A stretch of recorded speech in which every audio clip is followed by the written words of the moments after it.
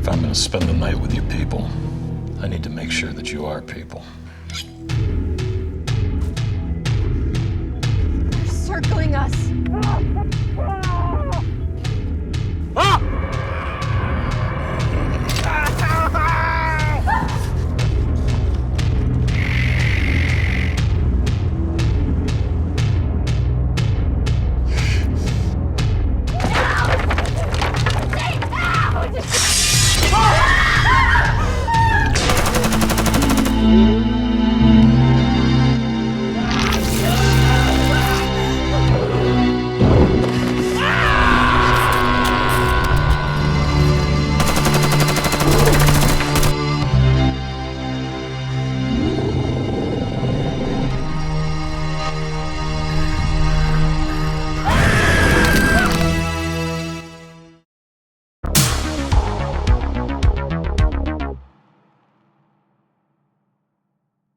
Welcome back. Yes, we're back, and I'm very excited because we're back. And not only that, we have someone to join us. Mr. Gregory Lamberson is here with us, and he's had a pretty big week, month, year Yes.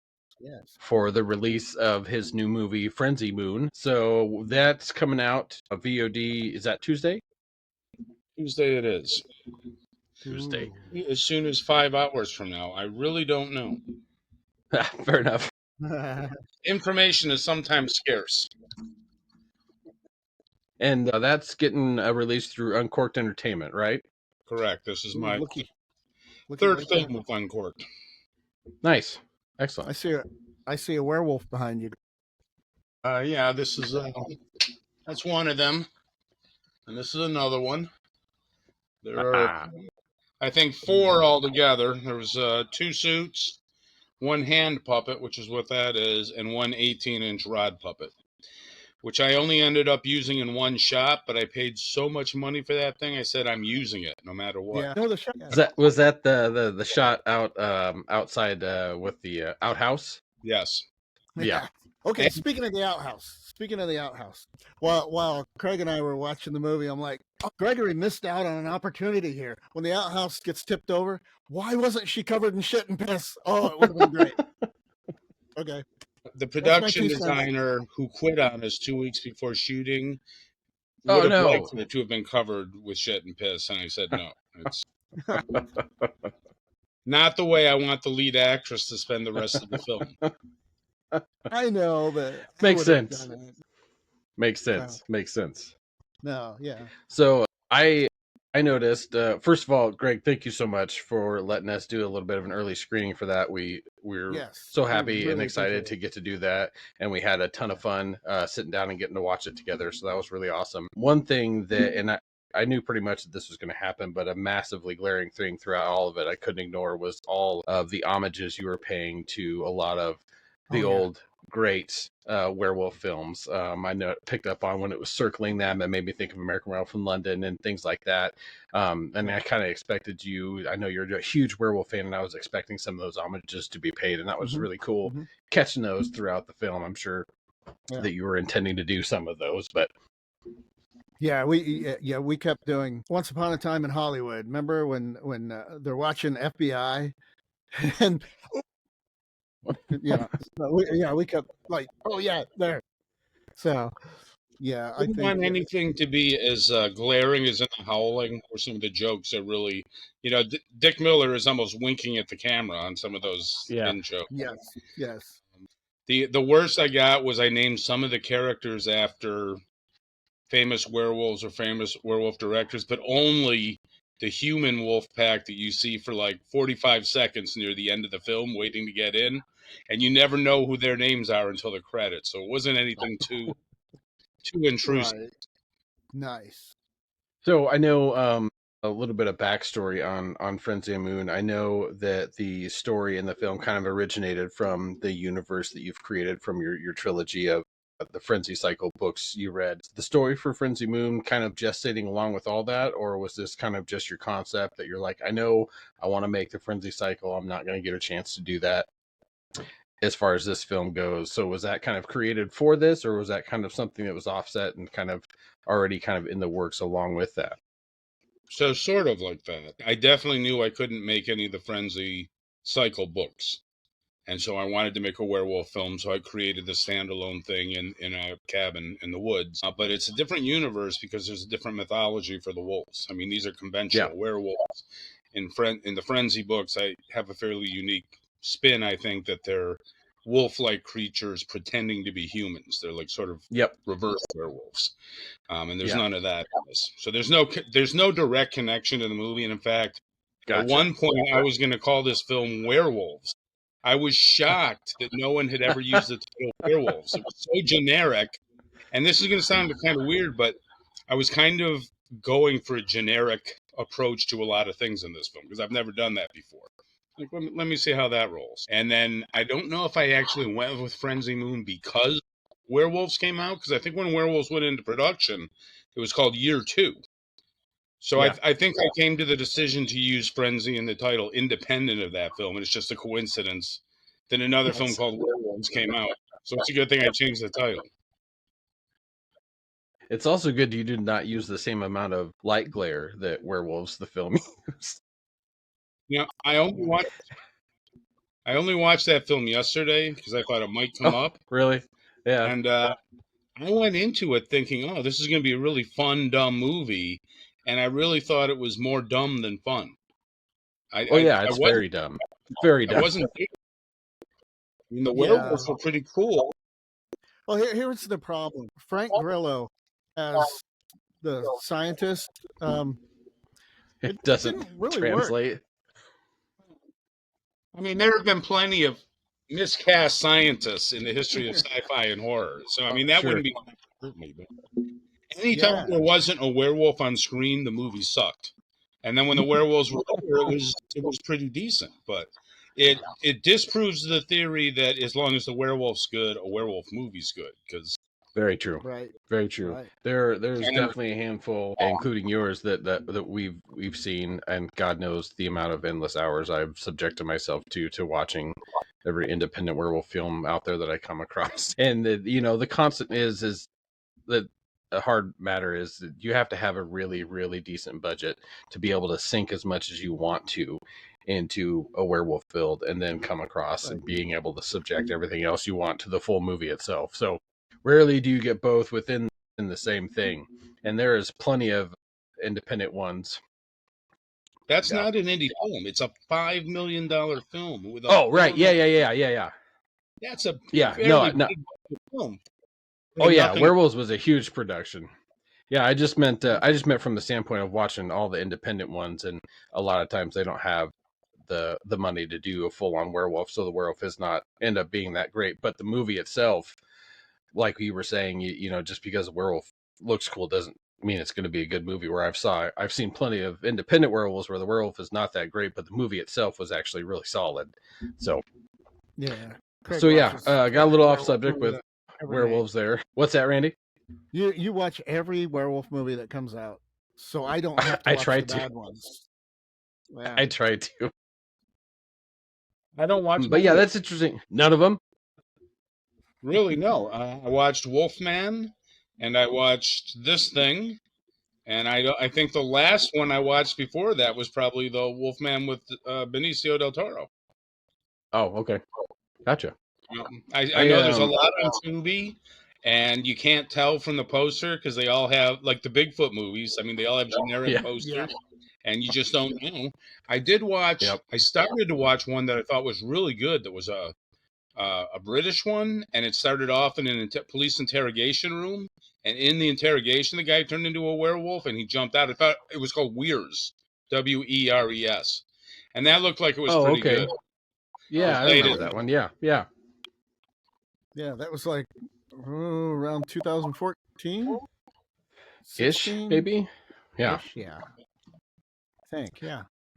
So anyway, before we got off a little bit on the werewolves tangent there, back to the question I asked, and you were talking about the connection to your Frenzy series, and that didn't really end up translating to the movie. I was looking for that throughout the movie just to see if that was ever going to be something that you ended up trying to make it across. But as you mentioned, your mythos within the books is a lot different from the more generic like you said in the movie, where there's your stereotypical werewolves are in a pack and that sort of thing. So stylistically, very different.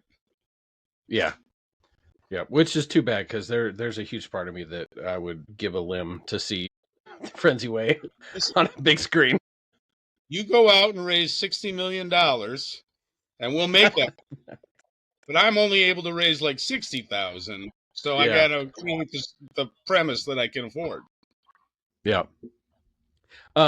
So one of the things that everybody always looks for within werewolf movies is obviously they're looking for what the werewolf looks like, and then another big thing is everybody always wants to look for or wants to put in or tries to do a transformation scene. And a good example of, I figured as much, like Dog Soldiers, they kind of went the route of, you know what, we're not even gonna do it. And I was just wondering if that was your idea from the beginning. You were just like, no, we're not going to mess with transformation scene, or was there one that you originally had mapped out for it? Nope, didn't cut anything out. It just didn't feel organic to the story. Everything has to serve the story, and the story is, the closest we come is sort of a quarter transformation. A guy starts and they put him down. Right. I Which guess was if I really awesome, by the way. in the werewolves universe, they would have stood there and waited for him to fully transform and then shoot him. But right, yeah, exactly. It made more sense to do it this way. It's funny you mentioned that because I think that's what our brains are kind of tuned into in the world of werewolves.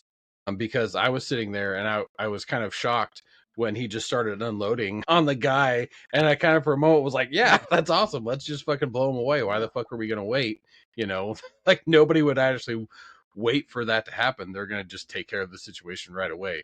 Whereas normally you're in every other movie, you're just like, oh, they're gonna wait, so plot armored, so this can serve this and this, that, and the other. So that was one thing I very much enjoyed, kicking things off.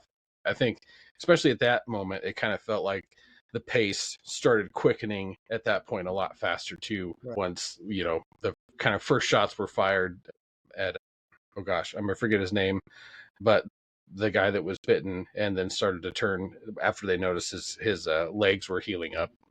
Right. The guy kept saying, kind of looks like Tony Todd in this shot. Kind of looks like Tony Todd in that shot. But not in the shots where a stuntman plays him. When he jumps up and gets blasted down, that's a stunt player. You just can't tell. Did you where did you guys end up shooting for that? Yeah. So it looks like it's a remote cabin in the woods, but it's really a cabin located behind a dump, which is off a main avenue in Clarence, New York. Nice. So a 20-minute drive, we would make a turn into a long driveway and drive past the dump and go through a little stretch of woods and wind up at this cabin, which is now called the Nature Center, but back in the 1940s, it was a Girl Scout cabin. And it's this little park that nobody knows about, so just a few people walk their dogs there. And it was easy for us to get home, and, there were none of these having to stay in the cabin because it was too far away or anything like that. Right. That's awesome. That's great that worked out for you. There was wildlife in those woods. One night the sound man had to walk a little less than a quarter of a mile to get to where we sometimes had to park our cars. If we were shooting outside the cabin, we couldn't have our cars there, obviously. And he did run into a coyote and came quickly back. Oh, nice.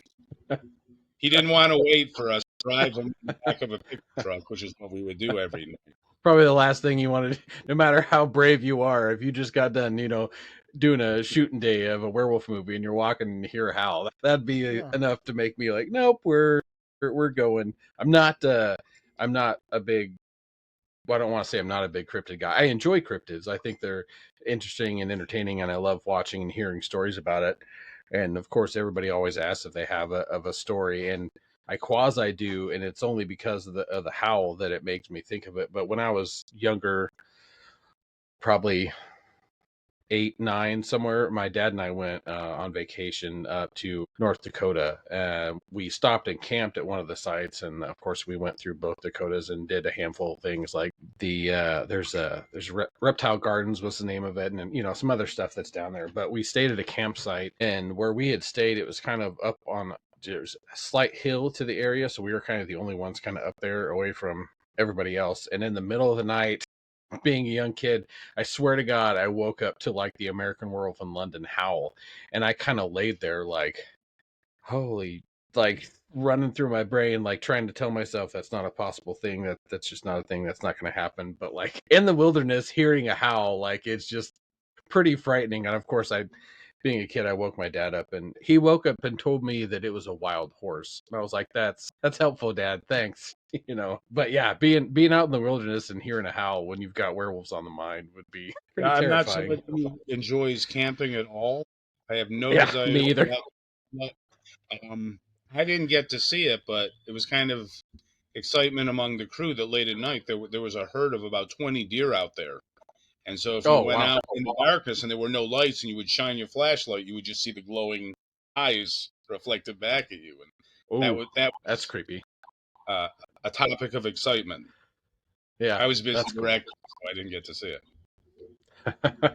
Forgive me for not remembering from previous films. I didn't pick out anybody specific. The actors you used for the main roles and supporting roles in this, were they any returning people that you've used in previous films? No, the only person I had directed before, Aaron, who plays the hunter, he had a Mm-hmm. small role in Guns of Eden, and Okay.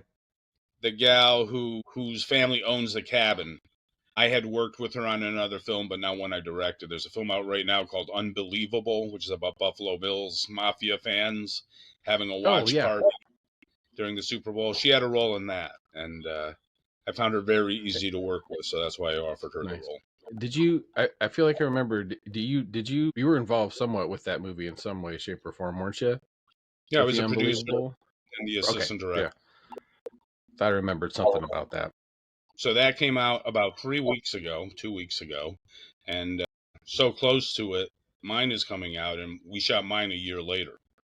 So took a long time with that one. They had a lot of theatrical screenings during football season, and would take it to other cities where there were Buffalo Bills Mafia chapters that would sort of sponsor it. So it had a pretty ambitious theatrical run for a super micro budget movie. That's cool. As far as yours, I know you did. You made some rounds at festivals with yours. Of course, you run the Amazing Fantasy Fest there in Buffalo, which is definitely anybody out that way or anybody that wants to travel should go check that out. I wish I was a little bit closer. So one of these years, maybe I'm gonna have to make a trip out there and actually come. Being stuck here in the Midwest. But outside of that, I know you was featured at a couple other festivals, and there might have been an award or two that came your way. Do you want to tell us about how that went? Yeah, so I didn't plan to do a festival run for this film because the original plan was to have the film released in September or October. And those are the months for horror festivals. Like, if you're not going to get in those months, why bother? Mine is Right. specifically in September just to get in ahead of all the Halloween competition, because even in this town, which is sort of a film town, Buffalo at this point, people want to go out and do their silly Halloween parties and things that are not involving films. And then I found out kind of late in the day, sometime over the summer, that we weren't going to be out until early November. So I very quickly submitted it to some festivals that either my films had played at in the past or I knew I could wanted to attend. So got into one in Pittsburgh that I wanted to do because it's run by the same people who run the George Romero Foundation out there. And I don't know Okay. anything about the Romero Foundation, but just because I love Romero, I was like, oh, this sounds fun. And it's only 4 hours for me to drive to, so I'll do this one. And we got best horror feature there, Nice. and Congratulations. they gave medals out, so we got the gold medal for that, and then my composer got a bronze medal, so like third place for his score. And we played in Lusca Film Fantastic Fest in Puerto Rico, which I have been to in the past and would have gladly have gone again if I could have afforded it, but I just didn't have the budget. No awards there. That's a really ambitious festival. My festival often shows 100 films when you combine the features and the shorts. These guys show 200. They have three theaters simultaneously screening films. Okay. So a very heavy competition there. Then did another local screening, and then we just went to AMT International Film Festival in New York City because I really wanted New York screening since that's where I started out. and I won Best Producer there. Excellent. Congratulations. I made the point. Awards are nice, but what I really want is just the film to play on a big screen and audiences to see it. And I've got a lot of friends in the community, so we had a good turnout, almost entirely of people I knew, which is what I wanted. Excellent. And tomorrow we're released officially, but we're having our Hollywood premiere. So we're at Zed Fest, opening night feature for Zed Fest, which has been running for about 16 years. So they've got 1 year on me for that. And then we're done, except we were invited to screen at a festival called Horror on Sea in England, which has shown a few of my movies. In fact, they're the only movie that they showed my film Killer Rack 1 year and then turned around and said, hey, can we show that again? I was like, sure. Same film played 2 festivals in a row at that one. That's cool. That's cool. So now that you've crossed the finish line with Frenzy Moon, or at least close now that you've got a release and you've had some theater exposure and everything like that, do you have something that you're looking forward to for your next production or a project that you're going to be working on, whether it's something that you're heading out or something that you're kind of working with somebody else with or anything? So I've got a few that are like in close development, like 2 that could go. If I had the money, they could go right away. But that's a long way off because tomorrow's the VOD day, but that doesn't mean anything. I'm going to be promoting this for a long time. It's just Sure. Falls on me. If I don't do it, no one's going to do it. The actors aren't going to do it. Other producers on the film aren't going to do it. I'm the only one who's going to do it. I love working with Uncorked. The guy who owns the company, Keith Leber, he's a super straight shooter. For a variety of reasons, their regular PR people weren't available. So all these things I've been waiting to happen that have happened on the previous releases with them haven't. So it's really just me spinning the wheels here. That's why I contacted you directly and said, hey, you want to have me back on? Absolutely. Which we appreciate. Yeah. So we always want to have you back on. So the obligation to the film now is for me to be out there hustling constantly to get people to see it. Mm-hmm. Yeah, which I'm sure is endless and tireless. I know you worked your ass off during building up for budget and running the crowdfunding and everything like that. You had a massive presence online, or at least for anybody that follows you or put anything to the project and everything like that, which I know can be just absolutely exhausting. So kudos for going through all that. I can't remember. Did you use Indiegogo for Frenzy Moon? So I did an Indiegogo to raise development funds that I wanted to use to raise a big budget from investors. That didn't happen. So then I had to crowdfund the rest of the film and do it for a much lower budget than I wanted to do. And then when I felt like I had done all I could, I did a very small campaign for Kickstarter as well, just to see if I could get a little extra money, and I did. Gotcha. This was funded initially through crowdfunding, then through a minimum guarantee from the distributor, Uncorked. And then once I had that money, I felt comfortable going to some investors and saying, okay, I've raised this much. You put in some more, it's not going to be that big of a risk. So three different sources basically for the funding. Right. Gotcha. As much work as I made the promoting sound, promoting isn't really hard. It's time consuming. It's just connecting with people. But I would rather do it any day of the week than crowdfund again, because that's really a lot of work if you're going to raise money. And now Indiegogo's just gone down the tubes. They've changed the way it's set up. New owners have changed a lot of things, and it's no longer a good viable platform for filmmakers. Nice. That's good that you mentioned that, because that was something I was going to ask about also, because I know that you had we're talking about that on your social platforms and things like that with Indiegogo doing a lot of changes. Is there, for anybody else that's out there doing like independent and micro budget films, is there a platform that you think is good for filmmakers going forward, or another platform that you would think you might use? Or do you think that the crowdfunding platforms across the board is kind of shifted to be even harder to work with than it was before? Yeah, I think that they can all still be useful. Kickstarter, Indiegogo, Seed and Spark. If you're doing a short film, if you want to raise 2,000 to 5,000 to make a short, I think they're still fine. But if you're going to do a feature, I mean, Indiegogo took away that flexible funding option that allows filmmakers to keep even if they don't reach their goal. And they did a lot of other things that make it a lot less user friendly. And they got rid of a lot of data on people who had campaigns that were either done or had recently finished. So I had already anticipated that this year would be a bad year for crowdfunding just because of the economy. And I think it's going to be that way for a couple of years. And I think there's room in there for any one of these platforms to make some changes for the positive and come back. But for the next couple of years, I just don't see it being good for filmmakers. So yeah, I mean, it's I'm going Randy back and I to are part of. What's that? So, I'm sorry. I'm going back to looking for investors for whichever one I do next. Gotcha. And if it takes that much longer to find investors, so be it. But it's just a clearer picture on what to expect that way than not Sure. knowing whether or not people were going to respond. And at least where I am, it seems like there's always multiple campaigns going on, sort of competing. And I'm in the Producers Guild of America, and they don't want you doing crowdfunding campaigns where you offer producer perks, which is like a big chunk of the money. I don't know if you're familiar with the Mayhall brothers. They were like the kings of crowdfunding. I mean, I think they raised like $30 million over the course of 10 years for all those movies they did before Michael died.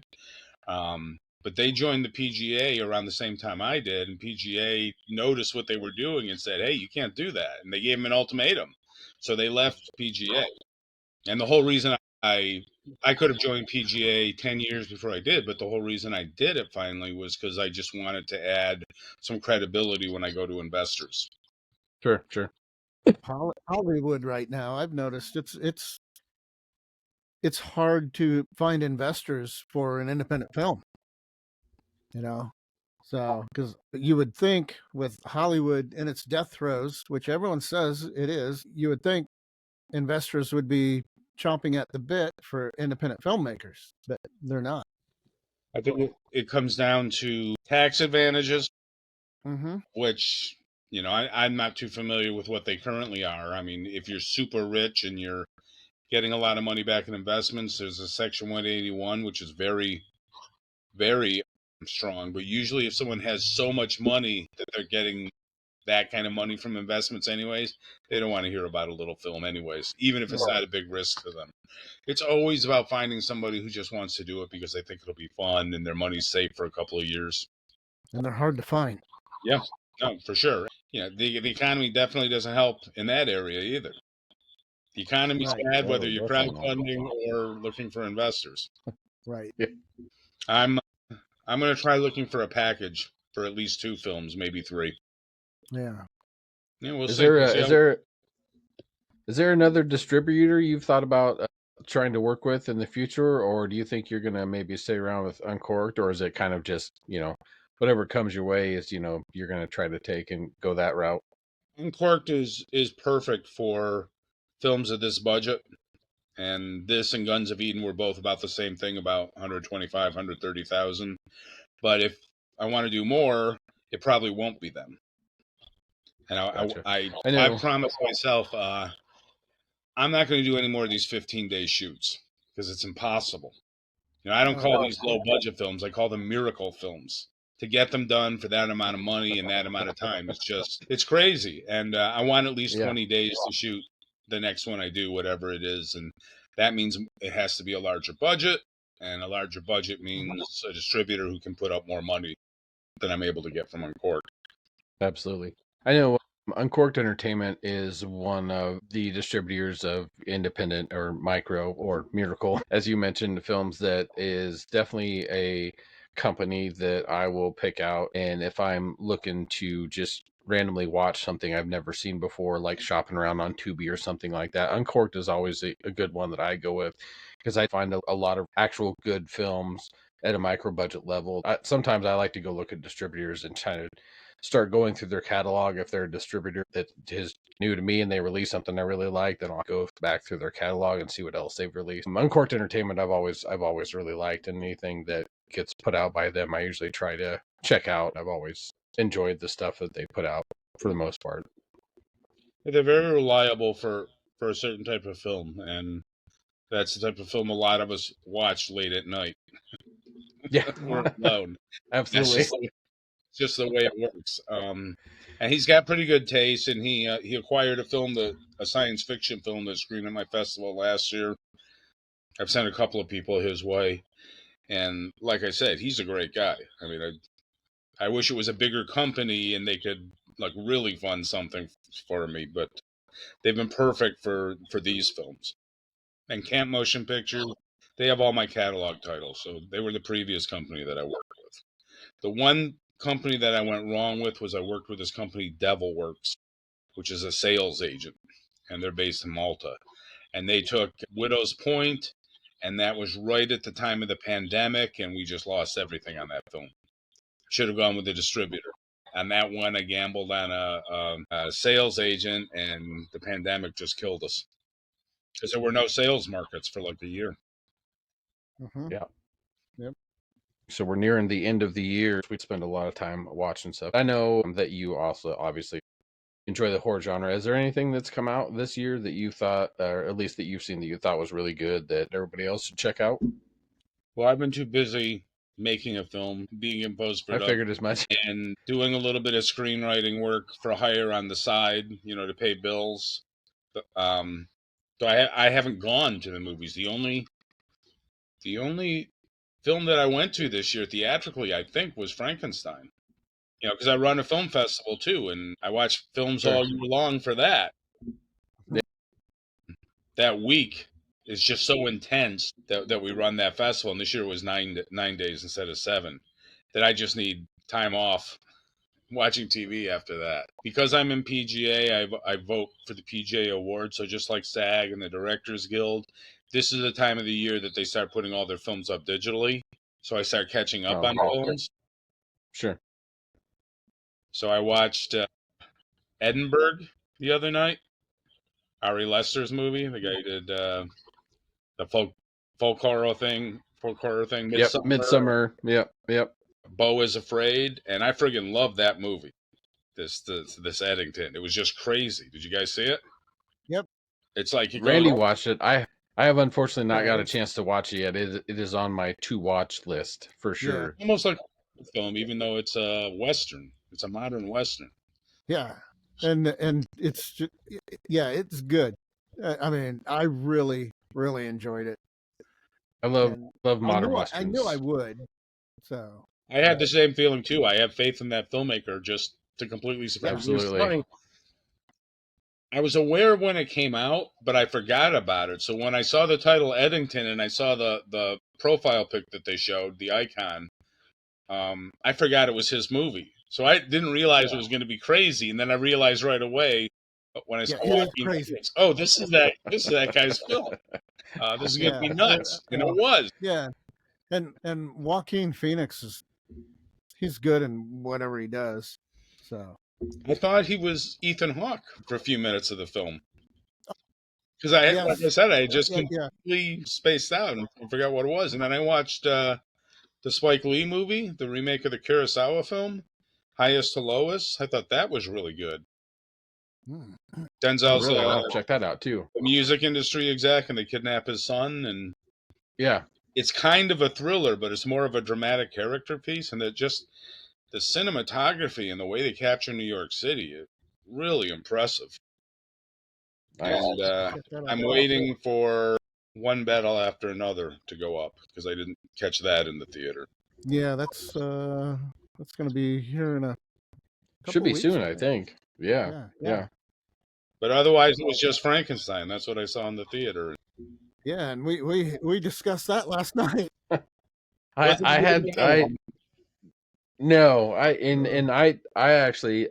had utter faith in Guillermo for that one because I know it was such a passion project for him.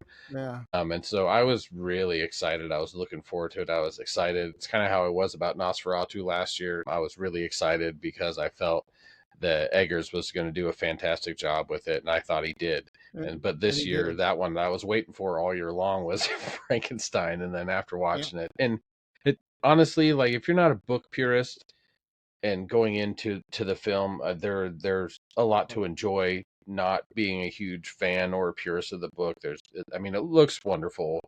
It's Guillermo doing his gothic Doing his thing. horror architecture and shooting and everything like that. So it looks wonderful, but just the story beats that were changed for reasons I'm still having trouble connecting in my head why those things were changed. It was just kind of a letdown after being such a fan of the source material, for my whole life type of thing. And then there's just not I don't think there's outside of the original Universal films. I don't really think that, and Young Frankenstein, because that's just always fun.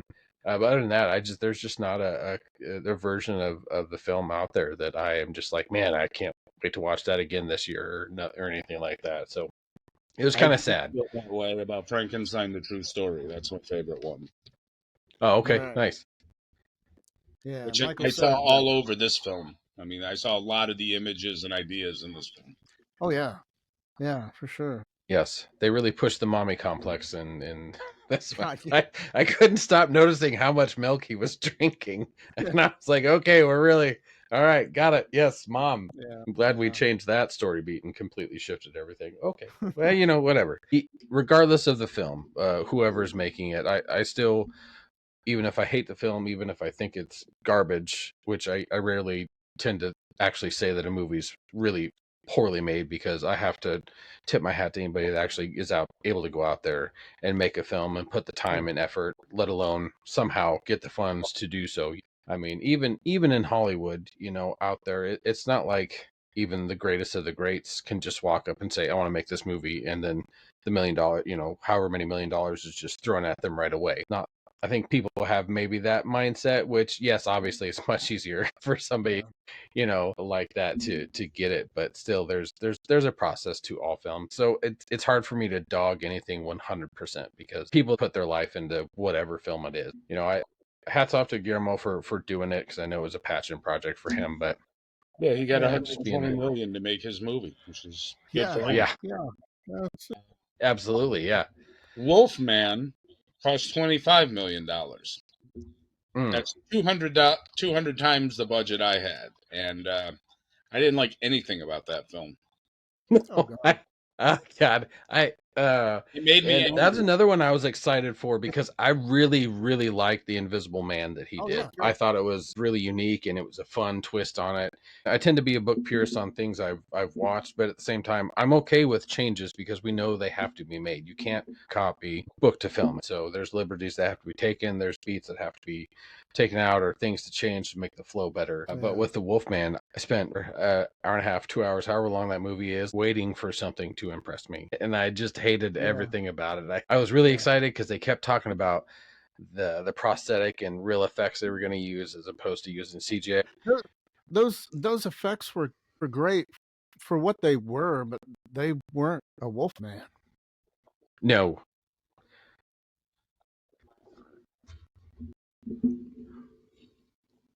So I'm glad I didn't see that in the theater. I'm glad I got that in Peacock. We try to catch stuff in theater together sometimes if it's something we know we want to watch and or cover for the show. I would rather watch everything in the theater and have that whole experience, and absolutely, like Craig and I will go to a movie like Terrifier 3 in the theater, laugh our asses off with the audience, and then we'll go see Weapons and laugh our ass off, and nobody's laughing. I don't think people got some of the comedy aspects of that. But yeah, we do have a tendency to laugh when no one else is laughing. And I still haven't quite figured out if it's because we're off or they're off. I'm not sure which one it is, but yeah, the monkey was good too. That was pretty funny. The monkey is good if you went in with no expectations, or went in expecting silly ridiculousness. If you went in expecting like a super serious adaptation of a King's, then you're going to hate it, absolutely. But I'm interested to see what speaking of King, I'm interested to see what they're going to do with the Pennywise show, the Welcome to Derry show that's on HBO. Yeah, I watched the first two. I thought it was all right. I like the second better than the first, and the third's better than the second. Yeah, I like diving into the mythos. I'm probably going to be crucified it, but I'm not the biggest King fan in the world. I don't think, not that he's a bad writer by any means. He's not the of all end all of horror literature for me. So I don't love Right. it He's quite as much overrated as for everybody sure. else does. Digging further into the world of Derry and Pennywise, and there's been some connections made to, like, it's cool that Holleran is a character. The old man from Shining is in Derry, and then I think they name drop Shawshank in like the third episode as with somebody going to jail, and it's cool. I like when shows dive a little bit deeper into the mythos and play around the arena that they're Right. allowed to play around in, Yeah. as long I've as they been to don't go. Shawshank, by the way. Yeah. When I lived in Ohio, it was right there. What's jarring to me is that in the novel and in the miniseries, the flashbacks take place in the 50s, Yeah, and then the adult stuff is the 80s and 90s. And now for the movies, they updated the time period. So I don't know when the kids are. Are they 60s, the 70s? It must right. be the Yeah, I no, they I made it think the it's 80s. this. Yeah, Yeah, So 80s. Yeah. yeah, now Yeah. in this We had origin the story, Trans Am. we're Yeah. back in The the 80s Trans Am. 50s, and the 50s is when the original kids are really supposed to be there. So that's kind of weird to me. The yeah. was a teenage werewolf was a big part playing in the movie theater of the Yes. kids' Yes. story. Which is a guilty pleasure of mine. That and I was a teenage Frankenstein. I saw both before I saw any other Frankenstein or werewolf film. Oh, that works. Yeah. I think the oh shit. I What was think the I think I think the the first 31 version is the first one that I'd seen. Yeah. I think the first technically Frankenstein movie I ever saw was Abbott and Costello, Oh, and good one. I will still watch that movie to this day. In the 80s, I found The Terror of Frankenstein, which in the UK was called Victor Frankenstein. Per Oscarson played the creature in that, and it follows the book. And a lot of it's boring, but it follows the book. So, I mean, as close as they could. But then they Speaking of did a books, Dracula too.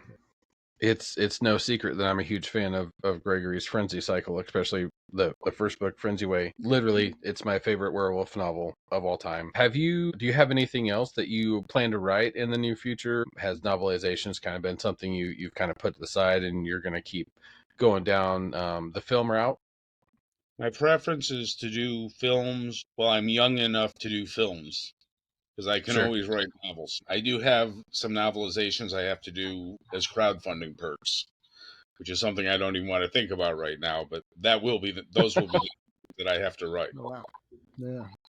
Okay, I have a question for you, Gregory. Del Toro's passion project was Frankenstein. Do you have a passion project? Something that has been with you for years that you have to get that story out. Well, most of them are that, unfortunately. Right. Right. Guns of Eden, I wrote in the 90s and, and just did 3 or 4 years ago. Johnny Gruesome had been 20 years in the making. Spent a lot of time working on the zombie project, and I think zombies are just done now. So I think the next one I'm doing, ironically, is one that a friend in college wrote. To be like 1985, and every 10 years or so we would revisit it, and made the decision in the last year, let's get this going again. So he went back and worked on the script. So that will be one of the two things that I'm going to be looking for money for. So that's quite a while in gestation.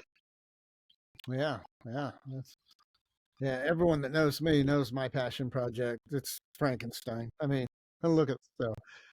But I wanted to do faithful version. I wanted to do a faithful version that was contemporary, and then I came up with a whole crazy action thing that's almost as wild as what is the movie out, The Bride, coming up, the gangster one. yeah. Oh, with Christian Bale and yeah. I suspect I'm going to like that a lot more than I like Del Toro's movie. Yeah, I might too. Well, yeah. I mean, Last time we were all together, we talked a lot about werewolves, and one that I think all three of us were talking about that none of us had gotten a chance to watch yet was Fessedin's Blackout, his werewolf movie. Has everybody seen that yet? Or Yeah. I have not. Yeah. Oh, gotcha. I like all of Larry's films. I probably like this one less than most of the other ones, but I did really like the scene where he starts transforming while he's driving. Yes, that was something I'd never seen before. And of course, the little that was twist cool. ending, which sets up what he's doing now, which is crossover with all the monsters. That's cool. That's cool. I would love one of these days I might try to reach out to Larry, because I'm a huge fan of all of his work. Anything that he touches, I'm usually a fan of. Stay Clan, Blackout, and Depraved. I really like Depraved. And he's somebody that releases a film that I immediately, that's going to be one that I check out that year for sure. I enjoyed Blackout. I definitely, like what you were saying, it wasn't my favorite one of his, but I definitely enjoyed it. It's funny that you mentioned the changing in the vehicle. That's one of my favorite things that I have yet to see put to film, and that is the scene in Frenzy Way where he changes in the vehicle. I want to see a werewolf transformation full on in a car, in a vehicle. That scene was always one of my favorite ones that I've ever read. I think that would be such a cool concept to actually put to film, is to see a full on transformation in the car, that the chaos ensues afterwards. He kind of It's a did great that in idea. Blackout, so that was kind of cool. I showed Depraved at my film festival, actually, so I got to see it on a big screen. And Oh, nice. I liked that more than I liked Del Toro's version. And the guy who directed Candyman did a version of Frankenstein that was just called Frankenstein, and that was a modern one. And I thought that was also excellent. I feel like I've seen that. I don't know if I even Bernard Rose is that director's name. That's exciting that you mentioned that he's doing a crossover event. That'll be kind of fun and cool to see. Character, it's the werewolf character, and it's his character from Habit. That's oh, nice. Okay. His vampire film is Habit. Yeah. That'll be cool. That's exciting. Have you thought about doing a vampire film? My second film was a vampire film. It's called Undying Love. It was sort of a cross between George Romero's Martin and a film noir. So it was a very grungy anti-vampire film. But the second film that I want to raise money for is a very action-packed vampire film. Since you do run the festival, was there anything that you really enjoyed having at the festival that we should keep an eye out, or that anybody else that's listening or watches should keep an eye out for? What were my big films this year? Frenzy Moon. What else? Huh? Oh yeah, a film called Vincent, which was a Danish film that's very well received, and we gave it its American premiere. It sat on the shelf for a couple of years, and as a result of that, it played at like 2 other festivals, which was really nice. cool. And a crazy stoner fantasy comedy called Astral Plane Drifter was pretty popular. There's one thing I want to ask about Frenzy Moon, and without looking it up, I don't remember who it was. Who ended up doing your bodysuits and puppets for the werewolves? So I have one team here in Rochester who did, we'll call it the Hero Wolf, the big kind of cumbersome one, and the 18-inch rod puppet. And I wasn't pleased with them really when they arrived on set. And so I had to devise ways to shoot around them while we learned how to shoot them to make them look correct, while the guys made adjustments to them so they got better. And then the other suit I commissioned during filming, and we didn't get to incorporate until after we wrapped principal. So I then came back and combined the two wolves in the siege at the end, and created a bunch of independent shots, and did the hand puppet, which I operated. So the pickup shots went on, and it was not written in the script. Oh yes, it starts snowing outside the cabin. That was not part of the plan. That's funny. Randy even mentioned something about it. He's like, man, hats off for filming in the snow. I had many drafts over the years, because the time frame would change based on when I thought we would shoot. So I had the fall version, I had the winter version. I had the version in the rain, the version in the snow. And at one point, Craig Sheffer was attached when it was going to be a bigger film, and he wanted the snow. And I was like, I really don't want to shoot in the snow. Well, we ended up getting some snow. We shot the opening sequence with Caitlin Newberry in the middle of September, 2 days after my festival wrapped. And then we had 2 weeks before Principal, and Principal was about 3 weeks. And then I had to wait for the werewolf, and then it snowed, and then I learned how to shoot those werewolves, and it just went on and on. And then when I thought we were done, I showed it to Uncorked, and my version of the film was that you don't really see the werewolves in the first half. That was what it was set up as. And he was like, no, for these fast platforms, FAST, where they show the commercials and filmmakers get a piece of the commercials, I got to have something right up front. So when I thought I was done, I had to go back and add the sequence with the two hunters. That's why it's a superfluous scene. It's not really essential, but I had to have some more action in there. And plus, I had to show the werewolf in the opening sequence, which wasn't part of the plan. And even the outhouse, I was playing it mostly with the werewolf outside with just a few quick cuts. And he said, no, we need more in there. So that's why I put the shot of the rod puppet in there. So the first half of the film evolved into something a little different than what I had in mind. But I couldn't really disagree with his recommendations because, you shoot these things so fast, sometimes they don't have the punch you want them to have. And that was the case with the opening sequences. So I didn't really object to his idea, but it was very late in the game. Like I thought we had locked picture when all of a sudden I found myself shooting more stuff. And then my deadline didn't change. I still had the same deadline to finish the film. I know we've talked about American Werewolf, and we've talked about Jaws and stuff like that. And while we were watching it, in the back of my mind, that popped across my head. It's interesting that Greg chose to show werewolves that soon in the film, because I wasn't expecting that. Just from previous conversations we had. So that's interesting to learn how that all actually ended up going. There was a werewolf shot. There was two in a row that Randy and I really liked. I think they were both close to each other when they were attacking a vehicle outside. There was a shot that reminded me of The Howling, where the hand kind of comes up, and then after that, there was a wonderful shot that was kind of low and aimed back, and it was dark and kind of silhouetted, but you could still see the werewolf from behind, and it was kind of just reared its arms back and growled. That was one shot that we ended up talking about after the movie. We thought that was a really, really cool shot in the movie, because I mean we're massive werewolf dorks, so we talk about werewolves probably way too often. But that was obviously something we were talking about in the film as far as the werewolf shots and things like that went. That was really the sequence where we figured out how to shoot that thing, between the lighting and the fog and what angles were working. Because the stuff we shot the night before that didn't work so well. So, my mind is just racing. What are we doing? What are we doing? What are we doing? And fog was our enemy on that film because the wind was always blowing it away. Oh, yeah. We wasted so much time chasing fog, and we needed it because it helped the werewolves a lot. Sure. That suit, that fur, the fur alone cost about $3,000. It was really nice fur.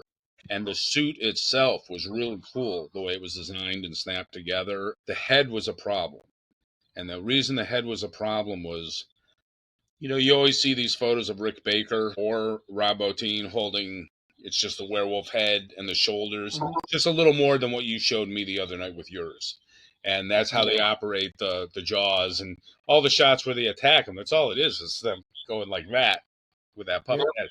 Well, that's what I wanted, but these guys were insistent that they wanted the animatronics to be in the suit. And I wanted a suit where the face didn't move, and then we would cut to a close-up where it could move. And they put the animatronics in the head, and it didn't leave room for the actor. So they had to totally change the design from what had been approved, from what the rod puppet was. It was supposed to match the rod puppet exactly. So it was different and last minute. They wanted 3 months pre-production for the suit, that first wolf, and the materials came a month late.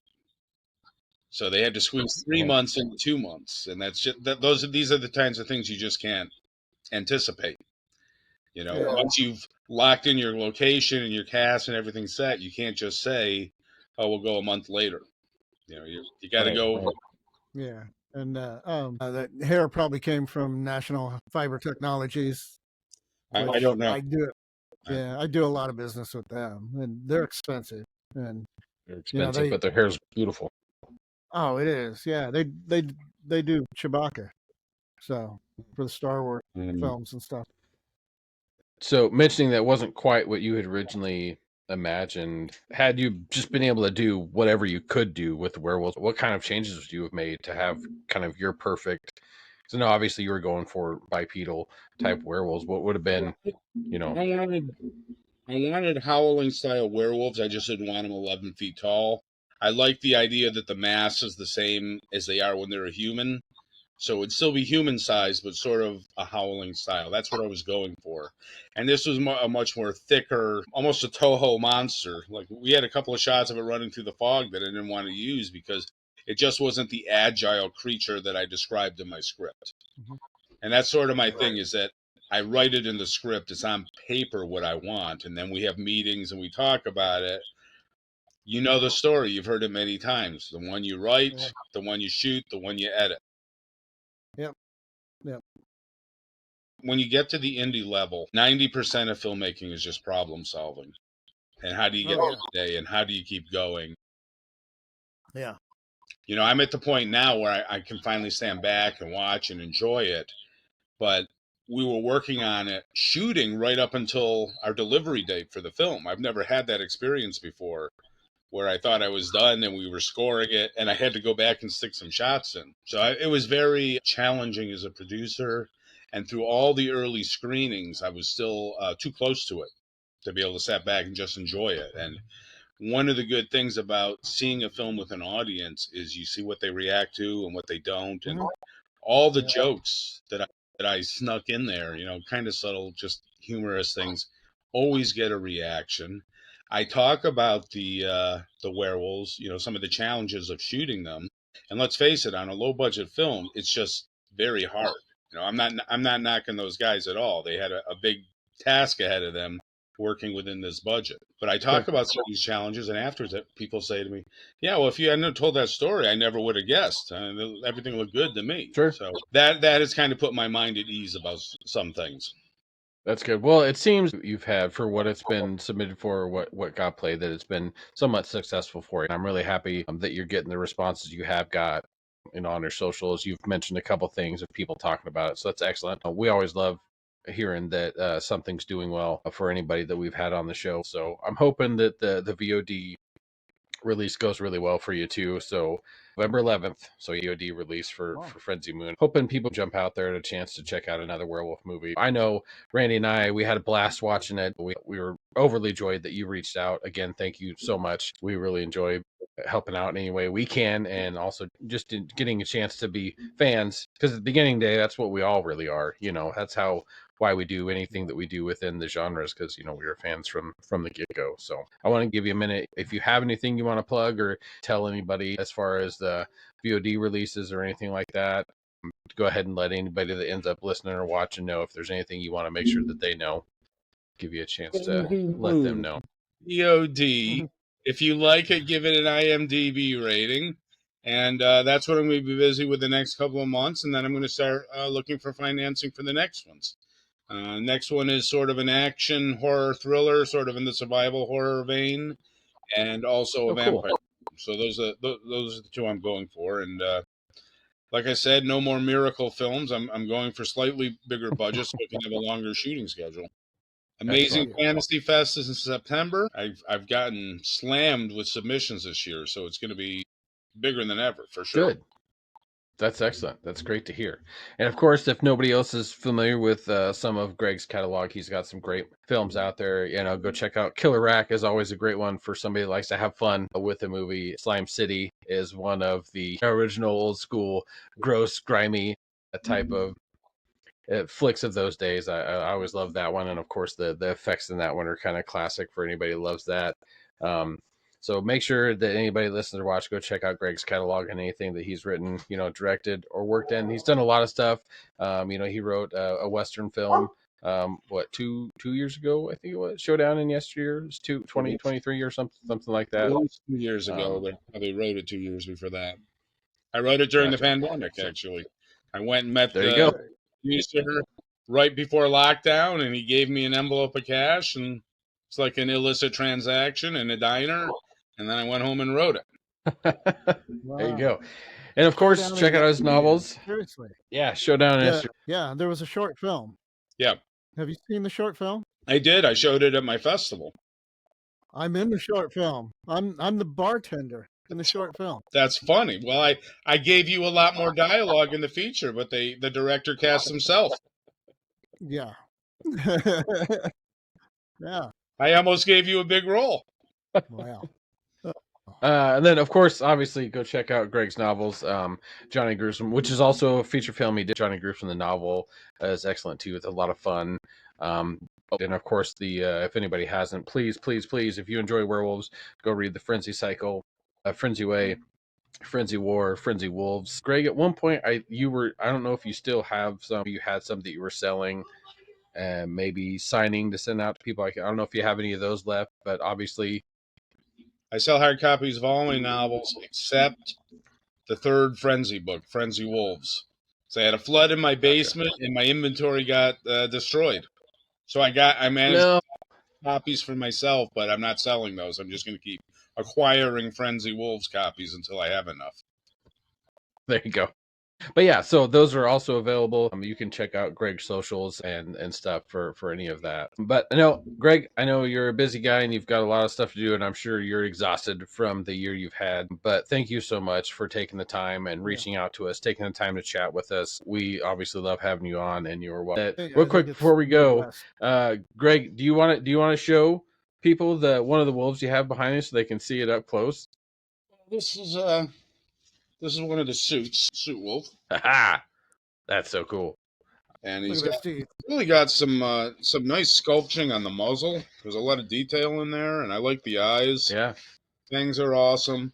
The mouth is not open, so when we wanted to cut for a close-up, we would go to the hand puppet then, which looks a lot like it. And then the mouth could open. And the other two had an animatronic mouth to open and close, but it almost never worked. So there you go. There you go. That's cool. I know anybody that listens or watches, I know Randy and I specifically are huge makeup fans, so we always love a chance to check out anything that we can when somebody comes on. So thanks for showing that to everybody. But yeah, all right, guys. Well, I think that pretty much does it. So again, Greg, thank you so much for coming on. Make sure you guys go check out his new flick, Frenzy Moon, for some werewolf mayhem, and also go back and check out the rest of his catalog. Almost all on Tubi. There you go. All of it's on Tubi. Almost all. Or you know what? Do them one better. Go out there and support independent filmmaking and buy one of his movies. Yes. That's what everybody should do.